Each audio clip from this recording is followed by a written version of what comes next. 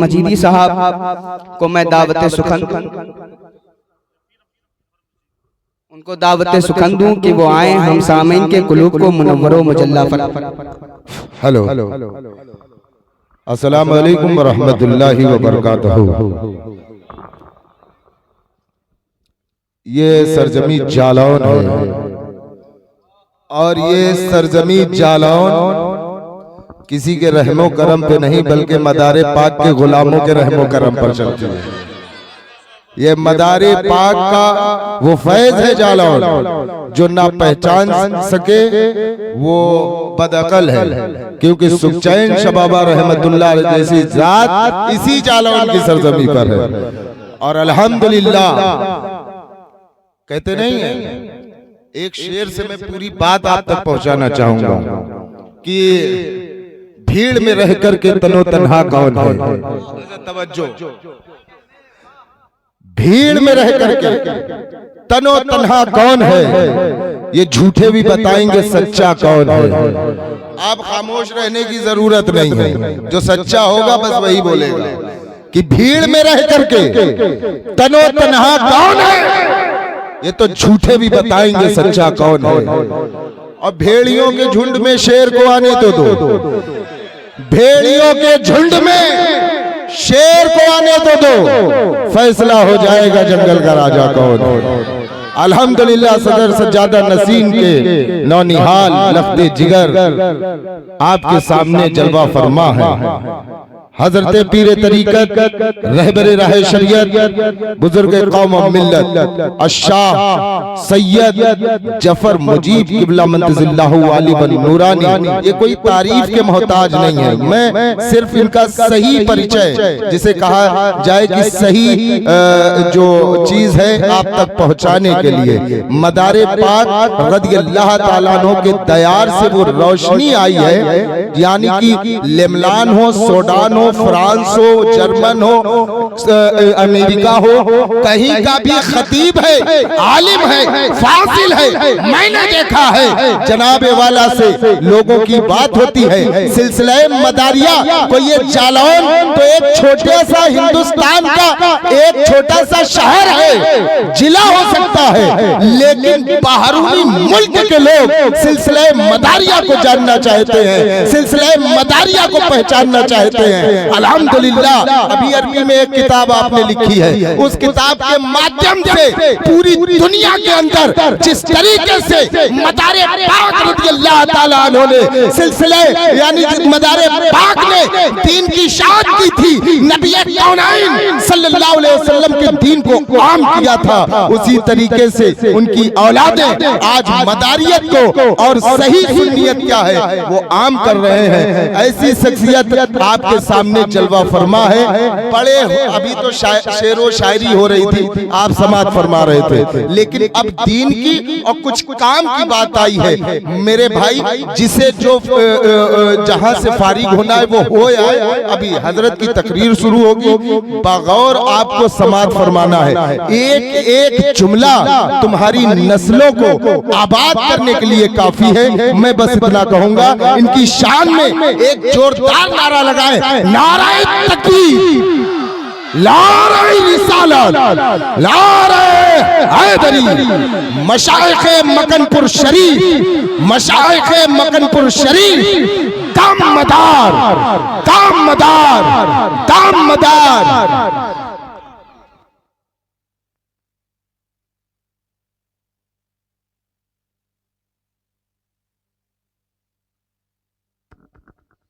ممبر نور پر تشریف فرما موقر و معزز و محترم ملنگانے پاک باز ہر چار گروہ اہل اللہ کی جماعت، جملہ شورائے کرام و سامعین اعظام، السلام علیکم ورحمۃ اللہ تعالی وبرکاتہ۔ الحمدللہ رب العالمین والعاقبۃ للمتقین، والصلاة والسلام علی سیدنا مولانا محمد وعلی آلہ وصحبہ اجمعین۔ لا سیما علی ابن الکریم العظیم سیدنا و مولانا بدیع الملت و شریعت و طریقت و الحق و الدین السید بدیع الدین جعلہ اللہ تعالی ببرکاتہ و نعماتہ مدار العالمین الحسن والحسینی الحلب الشامی مکنپوری وعلا خلفاء الاجمعین اما بعد فاعوذ باللہ من الشیطان الرجیم بسم اللہ الرحمن الرحیم قال اللہ تبارک و تعالی فی القرآن الحکیم والفرقان المجید شہر رمضان الذی انزل فیہ القرآن صدق اللہ و مولانا العظیم وقال النبی صلی اللہ تعالی علیہ وسلم من صام رمضان ایمانا و احتسابا فقد غفر له ما تقدم من ذنبه من قام رمضان ایمانا و احتسابا ما تقدم غفر ذنبه او كما قال صلی اللہ تعالی علیہ وآلہ وسلم۔ محترم سامعین و حاضرین و ناظرین، آج کی یہ محفل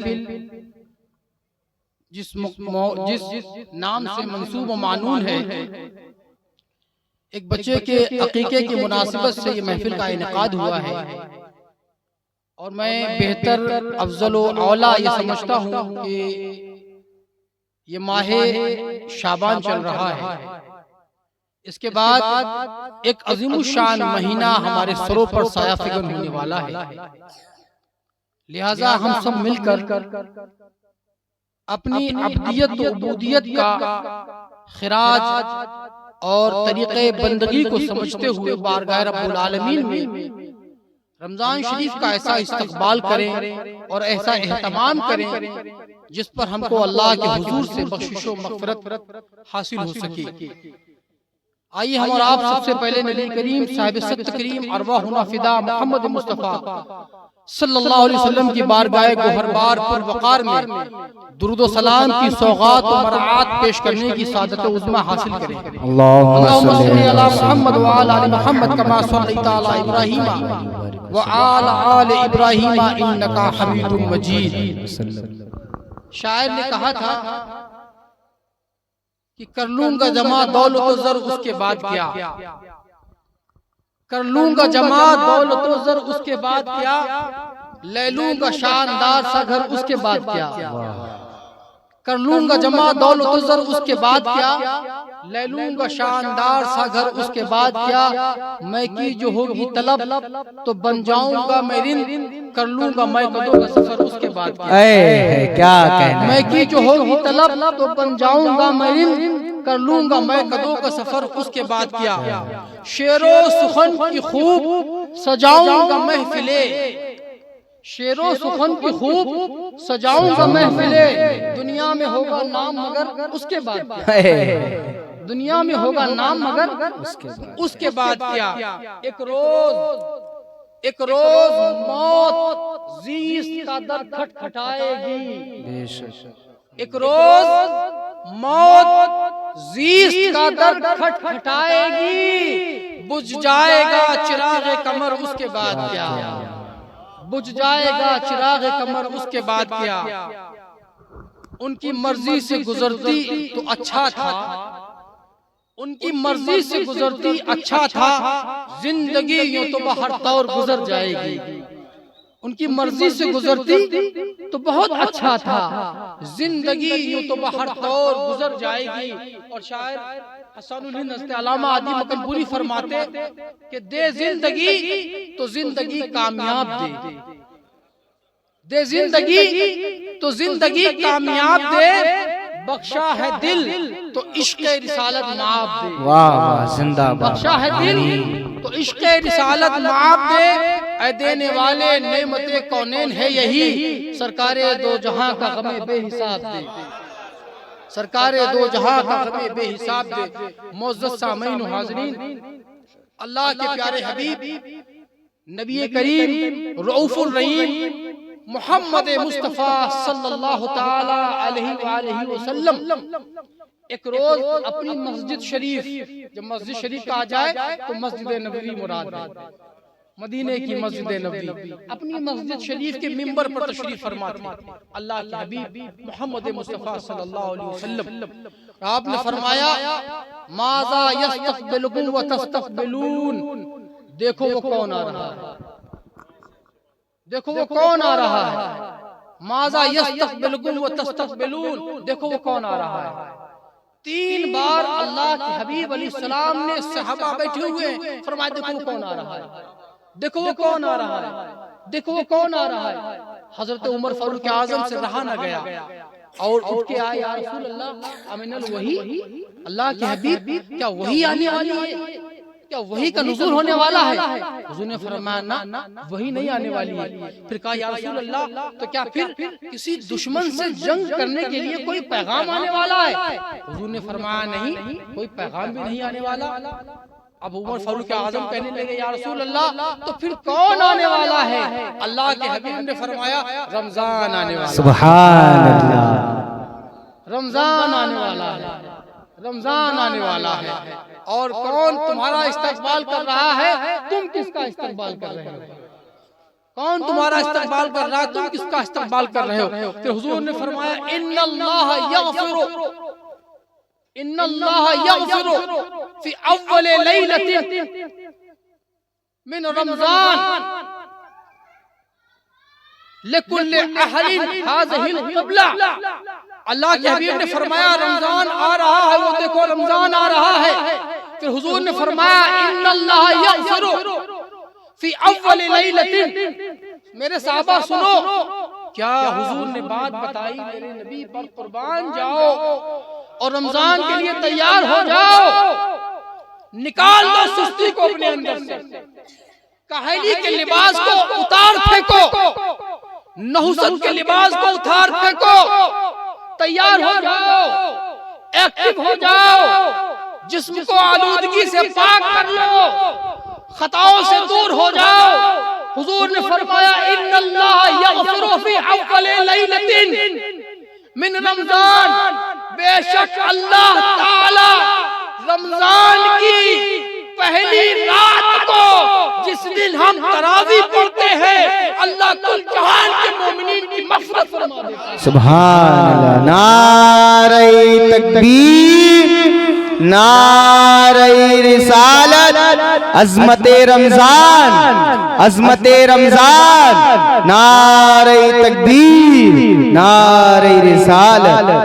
اول لیلۃ، اللہ تعالیٰ رمضان کی پہلی رات کو جس روز ہم لوگ وضو کر کے نیا لباس پہن کر مسجدوں کی طرف بابا نکاب ہوتے ہیں، ائمہ مساجد کے پیچھے کھڑے ہو کر تراویح کی برکتوں سے اپنے وجود کو بہرہ کرتے ہیں، متمتع کرتے ہیں، بہرایاب کرتے ہیں، فیضیاب کرتے ہیں، اللہ کی عظمتوں برکتوں فیضان سے اپنے وجود کو سرشار کرتے ہیں۔ تمام نمازی امام کے پیچھے صف باندھ کر کھڑے ہو جاتے ہیں، ادھر تم رب کے حضور سجدے کے لیے تمہاری پیشانی تڑپتی ہے، تم منبر و محراب میں کھڑے ہو کر اللہ کے حضور سجدہ کرنے کے لیے تیار ہوتے ہو، ادھر اللہ کا حکم ہوتا ہے فرشتوں جتنے لوگ نماز کے لیے آئے ہوئے ہیں، جتنے لوگ مسجد کے منبر پر آئے ہوئے ہیں، مسجدوں کو پڑھ رہے ہیں، میرے فرشتوں سب کی بخشش لکھ دی جائے۔ زندہ باد، سبحان اللہ،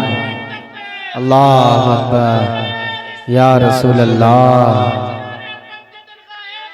یا علی،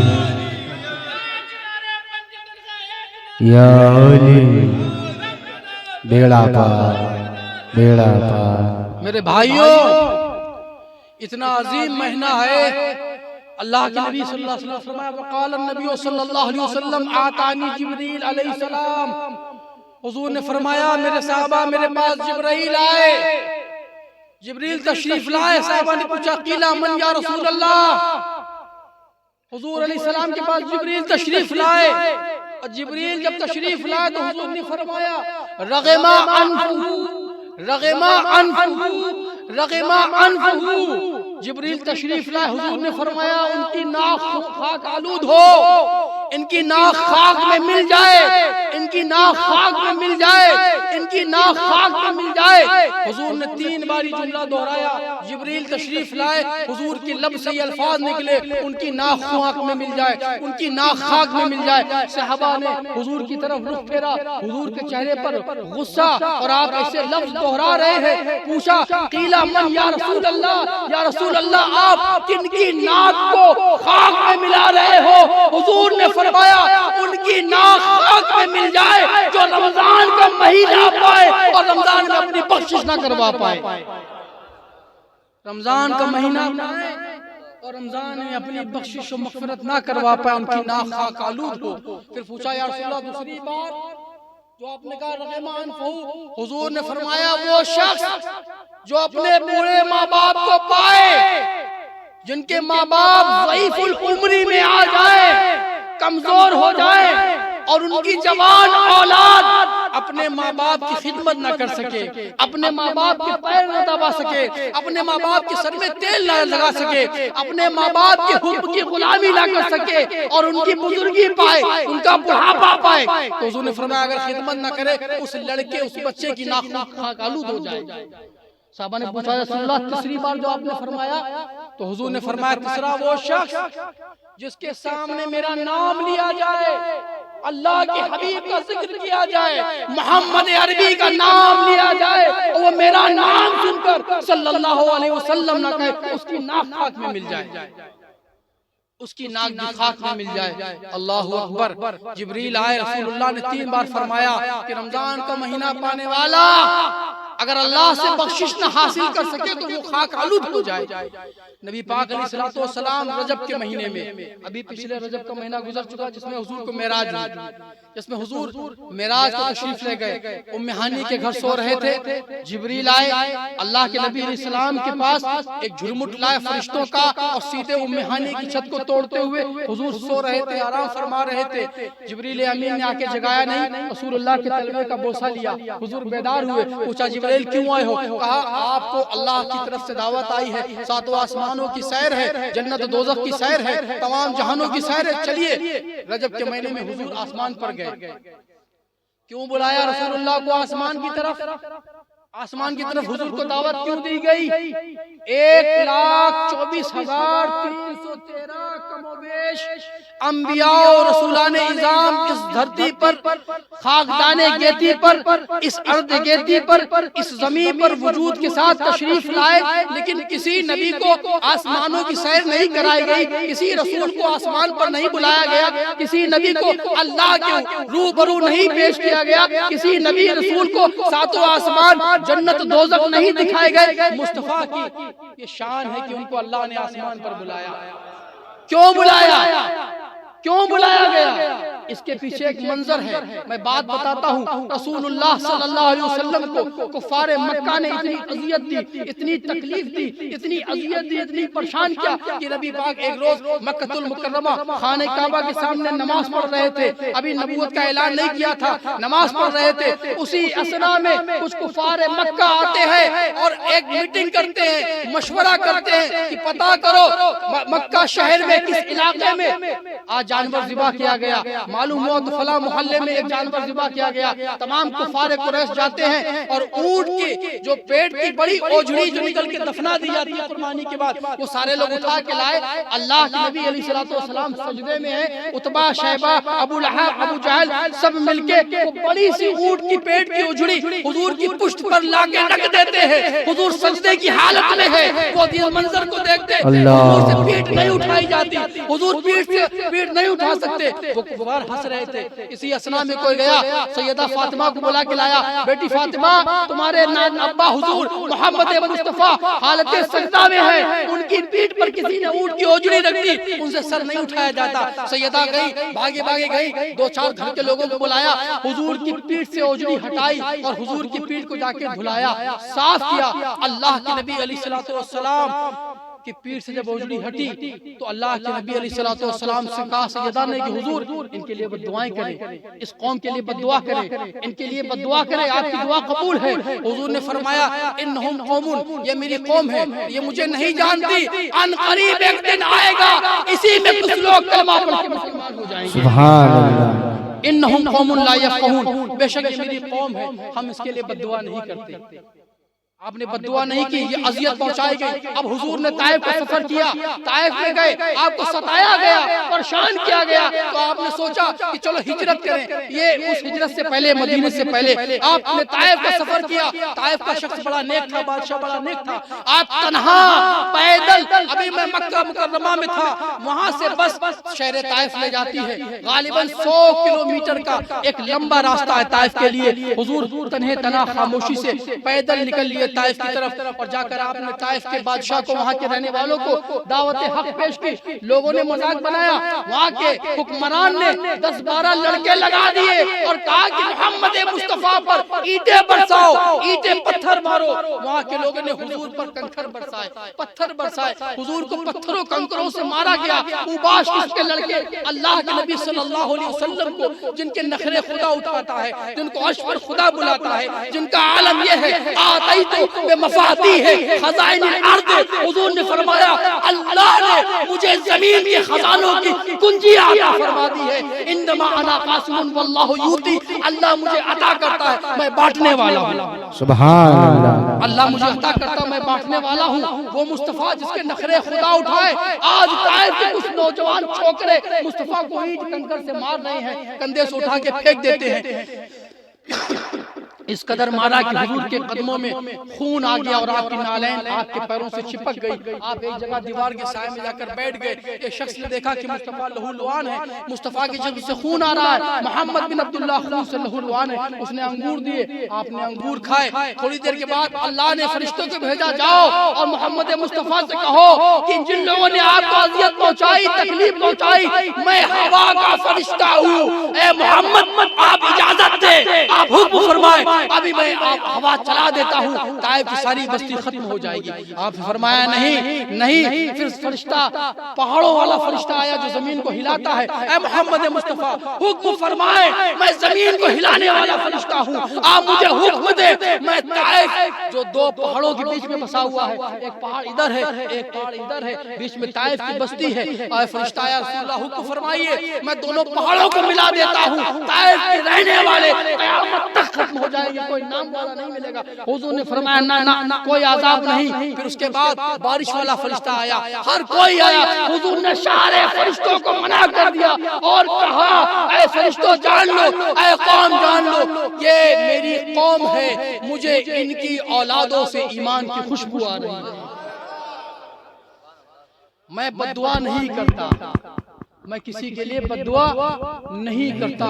جگہ جگہ مصطفیٰ کو اذیت، بد دعا نہیں کی۔ مصطفیٰ طائف سے واپس مکہ آئے اور وہ اپنی پھوپھی ام ہانی کے گھر سو رہے تھے۔ اللہ نے کہا میرے مصطفیٰ کو بڑا ستایا گیا، بڑا مارا گیا، بڑا رنجیدہ گیا، پتھر برسائے گئے اللہ کے حبیب پر، جن کے خاطر کائنات وجود میں آئی، ان پر پتھر برسائے گئے، جن کے صدقے میں ابھی نبی، رسول، اولیاء، غوث، قطب، ابدال، اوتاد پیدا کیے گئے۔ اس نبی کو ستایا گیا جس کے صدقے میں ساتوں زمین و آسمان کے بسنے والوں کو رزق دیا جاتا ہے۔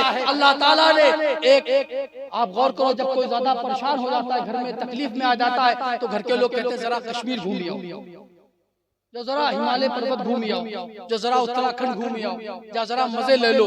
تو یہ دنیا کا ماحول ہے۔ جب مصطفیٰ کو ستایا گیا تو اللہ تعالیٰ نے ساتوں آسمان کا ویزا جاری کر دیا، ساتوں آسمان کی سیر کا سلسلہ شروع کر دیا گیا اور آسمان پر بلایا گیا۔ مصطفیٰ کو آسمان پر لے جایا گیا، ساتوں آسمان کی سیر کرائی گئی۔ وہ مصطفیٰ صلی اللہ علیہ وسلم جنہوں نے ساتوں آسمان کی سیر کی، جنت دوزخ کو دیکھا، جنت کو بھی جھانک کر دیکھا، دوزخ کو بھی جھانک کر دیکھا۔ میں نے بات یہاں پر اس لیے لائے تھے، رسول اللہ صلی اللہ علیہ وسلم کو جب حضرت جبرائیل جہنم کی طرف لے کے گئے، آپ نے اپنا سر جہنم کی طرف داخل کیا تو وہ جہنم ایک دہکتا ہوا آگ کا شعلہ تھا، اشد حرا، قرآن عظیم میں ہے، ایک دہکتی ہوئی آگ، ایک شعلہ انگیز آگ، ایک چمکتی ہوئی آگ، ایک اندھیری آگ کا شعلہ تھا۔ حضور علیہ السلام نے جب جہنم میں غور کیا تو سب سے زیادہ وہاں عورتوں کو پایا گیا۔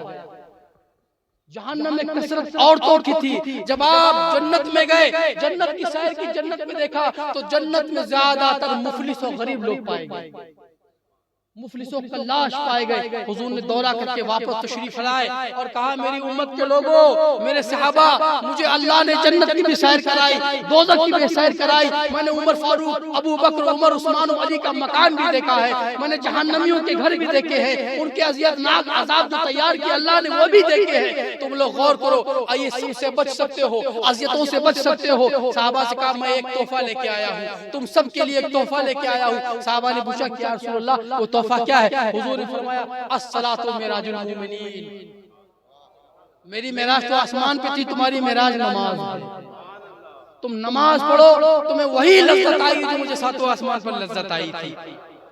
ساتوں آسمان پر ایک تحفہ روزے بھی لایا ہے، سورہ بقرہ کی آخری آیت بھی لایا ہوں۔ میرے بھائیو، رسول اللہ نے ساری امت کو یہ چیزیں دے دی۔ اللہ کے نبی علیہ السلام نے رجب میں دعا فرماتے تھے اللہم بارک لنا فی رجب و شعبان و بلغنا رمضان، اے اللہ ہمارے رجب میں برکت عطا فرما، ہمارے شعبان میں برکت عطا فرما، اور ہم کو رمضان سے ملا دے، ہم کو رمضان سے ملا دے۔ رجب کے مہینے سے رسول اللہ دعا فرماتے تھے اور رجب کے مہینے میں روزے رکھتے تھے، شعبان کے مہینے میں 25 دن تک مسلسل روزے، مسلسل عبادت، مسلسل روزے، مسلسل عبادت۔ جب 3 یا 4 دن شعبان سے رمضان کے درمیان رہتے تھے آپ روزہ رکھنا چھوڑ دیتے تھے، اور رمضان کا چاند دیکھ کر پھر آپ روزہ رکھنا شروع کر دیتے تھے۔ اللہ کے نبی علیہ السلام نے پوری امت کو بتایا کہ رمضان کا استقبال کرو، رمضان کے لیے تیاری کرو، رمضان کے لیے ایکٹیو ہو جاؤ۔ رمضان میں 4 چیزیں بڑی ضروری ہے، بڑی خاص۔ رمضان میں سب سے پہلی چیز جو ضروری ہے وہ ہے روزہ، دوسری چیز ہے عبادات، نفلی، مستحبات، فرضی عبادات، چوتھی چیز آنکھوں کا پرہیز، اور تیسری چیز آنکھوں کا پرہیز، چوتھی ہے منہ سے غلط بات نہ بولی جائے۔ یہ روزے کی 4 چیزیں، اس پر خاص خیال رکھنا ہے۔ اللہ کے نبی علیہ السلام نے فرمایا روزے دار کے لیے 2 بڑی خوشیاں ہیں، روزے دار کے لیے 2 بڑی خوشیاں ہیں۔ ایک للصائم فرحتان، فرحت عند ربی، لقاء ربی، سب سے بڑی خوشی روزے دار کے لیے یہ ہے کہ قیامت کے دن جب وہ اللہ کے حضور جائے گا تو روزے دار کو اللہ سے ملاقات ہو جائے گی، اور دوسری خوشی اس کو افطار کے ٹائم میسر ہوتی ہے۔ کتنی خوشی میسر ہوتی ہے افطار کے وقت، کتنی خوشی میسر ہوتی ہے۔ حضور نے فرمایا لا خلوف فم الصائم اطیب عند اللہ من ریح المسک۔ اب غور کرو، جو شخص روزہ رکھتا ہے صبح سے لے کے شام تک جو روزہ رکھتا ہے، اللہ کے فضل سے اس کے منہ میں ایک قسم کی بدبو آتی ہے اس کے معدے سے، چونکہ وہ کچھ کھاتا نہیں، کچھ پیتا نہیں، سحری کر کے سو جاتا ہے، سحری میں برکت ہے۔ تو حضور نے فرمایا لا خلوف فم الصائم اطیب عند اللہ من ریح المسک۔ اللہ کے نبی نے فرمایا کہ روزے دار کے منہ سے ایک قسم کی بو آتی ہے، روزے دار کے منہ سے ایک قسم کی بو برآمد ہوتی ہے۔ جب وہ کئی گھنٹے کچھ کھاتا نہیں، پیتا نہیں، کوئی ضرورت کی چیز استعمال نہیں کرتا، تو حضور نے فرمایا وہ جو تمہیں بو محسوس ہوتی ہے، جو روزے دار کے معدے سے بو کے ذریعے باہر آتی ہے، حضور نے فرمایا اطیب عند اللہ من ریح المسک۔ اے میرے صحابہ، حضور نے فرمایا وہ بدبو جو روزے دار کے منہ سے آتی ہے، خدا کی قسم اللہ کو مشک سے زیادہ محبوب ہے، وہ خوشبو اللہ کو مشک سے زیادہ بہتر ہے، محبوب ہے، جو روزے دار کے منہ سے نکل کے آتی ہے۔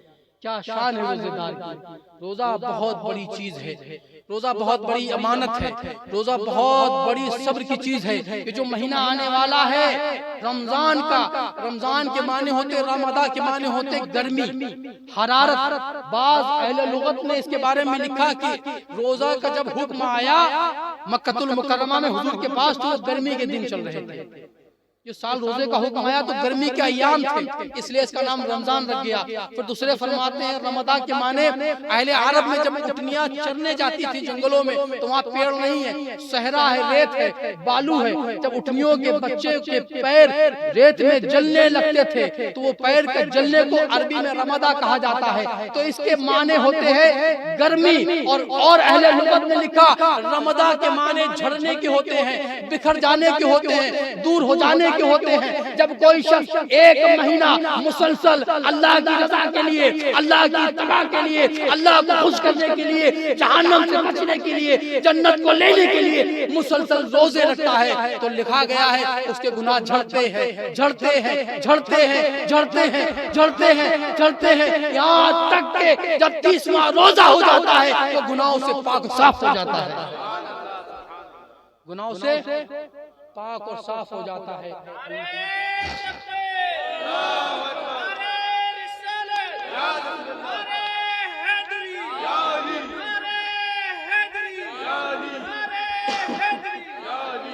گناہوں سے پاک و صاف ہو جاتا ہے. رمضان کے معنی جھڑ جانے کے, سارے گناہ جسم کی آلودگی ظاہر اور باطن کی ایک ایک دن میں جھڑتی ہے, صاف ہوتی ہے, حتیٰ کہ جب 30 دن مکمل ہو جاتے ہیں تم مغفورین اور بخشے والے لوگوں کی لسٹ میں جاری کر دیے جاتے ہیں, لکھ دیے جاتے ہو. میرے بھائیوں, میرے ملی و مذہبی بھائیوں, بڑا برکتوں والا, عظمتوں والا, شان و عزت والا مہینہ آتا ہے. من صام رمضان ایمانا و احتسابا فقد غفر لہ ما تقدم من ذنبہ. حضور نے فرمایا جس نے من صام رمضان ایمانا و احتسابا, جس شخص نے رمضان کے مہینے کے روزے رکھے حصول ثواب کے لیے, جس شخص نے رمضان کے مہینے میں قیام کیا, تراویح پڑھی ایمان کے ساتھ اور ثواب حصول ثواب کے لیے, فقد غفر لہ ما تقدم من ذنبہ. اللہ کے حبیب فرماتے ہیں اللہ تعالیٰ اس کے پچھلے تمام گناہوں کو معاف فرما دیتا ہے, اس کے پچھلے تمام گناہ معاف ہو جاتے ہیں. پتہ چلتا ہے کہ پچھلے تمام گناہوں کو سن لائٹ صابن سے, بہترین رن صابن سے دھو دیا جاتا ہے. اس کے نام اعمال میں فرد میں کوئی گناہ باقی نہیں رہتا. اب آپ غور کرو, اللہ کے نبی علیہ السلام نے فرمایا اذا دخل رمضان فتحت لہ ابواب الجنہ وغلقت ابواب جہنم وسلسلۃ الشیاطین. حضور نے فرمایا جیسے رمضان کا مہینے کا چاند طلوع ہوتا ہے, رمضان جو ہی داخل ہوتا ہے, اللہ تعالیٰ عرش کے فرشتوں کو حکم جاری کرتا ہے, اے فرشتوں جہنم کے تمام دروازوں پر تالا مار دو. جہنم کے تمام دروازوں پر تالا مار دو. فتحت لہ ابواب الجنہ, اے فرشتو جنت کے تمام دروازوں کو کھول دیا جائے. فتحت ابواب الرحمہ, رحمت کے تمام دروازوں کو کھول دیا جائے. وصفدت الشیاطین, اور شیطانوں کے پیروں میں زنجیر ڈال کے جکڑ کے باندھ دیا جائے. ومردت الجن, اور جنوں کو بھی قید کر دیا جائے. وسلسلۃ الشیاطین, اور شیطانوں کو زنجیر ڈال کے قید کر دیا جائے. اللہ اکبر. 11 مہینوں میں یہ شان ہے, 11 مہینوں کی فضیلت ہے. اس مہینے کو کہتے ہیں سید الشہور, مہینوں کا سردار. حضور نے فرمایا شعبان الشہری و رمضان الشہر اللہ. حضور نے فرمایا شعبان میرا مہینہ ہے, رمضان اللہ کا مہینہ ہے. کیا پیاری بات بتائی. شعبان الشہری رمضان الشہر اللہ, شعبان الشہری رمضان الشہر اللہ. شہر رمضان الذی انزل فیہ القرآن یا ایھا الذین آمنوا کتب علیکم الصیام کما کتب علی الذین من قبلکم لعلکم تتقون. اے ایمان والو, یا ایھا الذین آمنوا کتب علیکم الصیام. اللہ فرماتا اے ایمان والو, اس آیت میں اللہ ایمان والوں سے مخاطب ہے. یا ایھا الناس اتقوا ربکم الذی نہیں کہا, اے انسانوں نہیں کہا, اے جن و انس نہیں کہا, یا ایھا الذین آمنوا کتب علیکم الصیام. اے ایمان والو, اے مومنو, تم پر رمضان کے مہینے کے روزے فرض کر دیے گئے جس طرح سے تم سے پہلی والی امتوں پر, نبیوں کی امتوں پر روزے فرض کیے گئے تھے. کیوں کیے گئے تھے؟ لعلکم تتقون, تاکہ تم روزے رکھ کر متقی بن جاؤ, تاکہ تم روزے رکھ کر متقی بن جاؤ. روزے کیوں فرض کیے گئے؟ تمہیں متقی بنانے کے لیے. اور تم کیا گناہگار بن گئے؟ تم کیا بن گئے؟ گناہگار, خطاکار, عصیان, بدکار. تم نے روزے تو پیٹ کے پیچھے ڈال دیے, تراویحوں کا بھی مذاق بنایا, پھٹافٹ پڑی, بھاگے. کیا حضور نے فرمایا ایک ایک جملے میں لبے حضور سے نکلی ہوئی جو بات نہ ہو زمانہ لاکھ کے معتبر نہیں ہوتی. کیا بات ہے، کیا بات ہے. نکل گیا وہی معتبر، وہی معتبر. شہر رمضان الذی انزل فیہ القرآن، یہ وہ مہینہ ہے جس میں قرآن نازل کیا گیا. 11 مہینے میں قرآن نہیں آیا.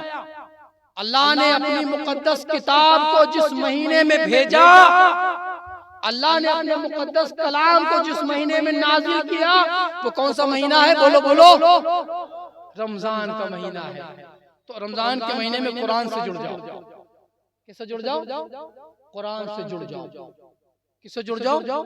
قرآن سے جڑ جاؤ. حدیث شریف میں ہے کہ جب امام تراویح پڑھاتا ہے اور قرأت کرتا ہے، قرأت الحمدللہ رب العالمین الرحمن الرحیم مالک یوم الدین ایاک نعبد و ایاک نستعین، پھر کوئی سورت پڑھتا ہے، تراویح شروع کرتا ہے، تو حدیث شریف میں ہے کہ فرشتے آتے ہیں اس امام کے لبوں کو چومتے ہیں، اس کے لبوں کا بوسہ دیتے ہیں. ایک صحابی رسول تھے، میں نے حدیث میں پڑھا ہے کہ وہ اپنے گھر میں تراویح پڑھ رہے تھے. کیا پڑھ رہے تھے؟ تراویح پڑھ رہے تھے. اور رات کا حصہ تھا اور قریب میں ان کا گھوڑا بندھا ہوا تھا.